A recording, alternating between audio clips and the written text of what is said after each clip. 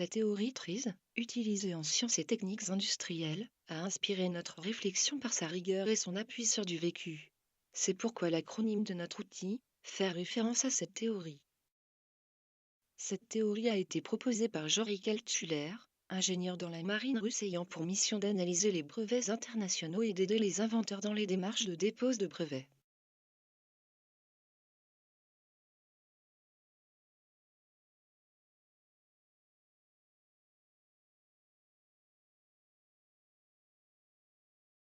Les recherches d'Altschuler ont eu pour but de déterminer la mécanique de la création et trouver une approche scientifique à la résolution de problèmes. L'étude d'un problème doit mettre au premier plan ces contradictions que l'on doit résoudre.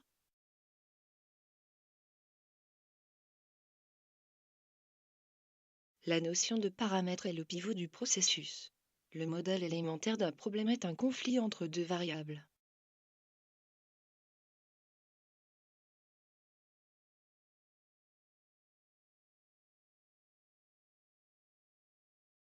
La reformulation du problème en termes de paramètres et la définition de la priorité dans l'antagonisme sont les deux points clés de cette méthodologie.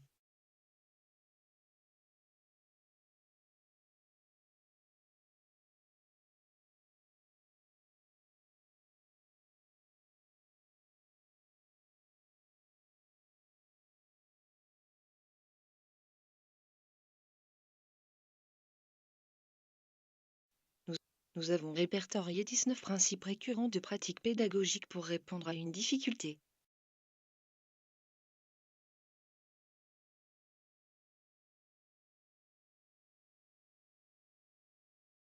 Ce tableau, à double entrée, permet d'extraire des principes de solutions pouvant répondre sans compromis aux problèmes modélisés. Les principes, issus de la matrice, restent une proposition servant de base à la recherche de stratégies pédagogiques et définissent un mode d'action. Mais ils ne renseignent pas sur la manière dont l'action sera mise en œuvre. La troisième étape devient plus personnelle et fait appel à votre créativité.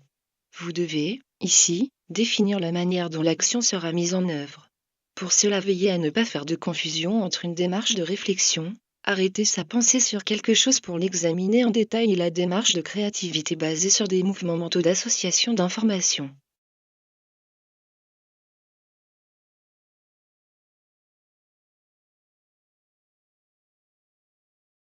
Aussi, nous avons complété notre approche en élaborant une base de connaissances, proposant des démarches, des procédés et des outils pédagogiques en fonction des principes révélés par la matrice. Les principes génériques doivent rester le pivot de votre recherche de solutions. Cette méthodologie a pour ambition de vous guider dans une recherche de solutions mais aussi de vous aider à formaliser vos stratégies gagnantes. N'hésitez pas à nous les soumettre pour enrichir cet outil.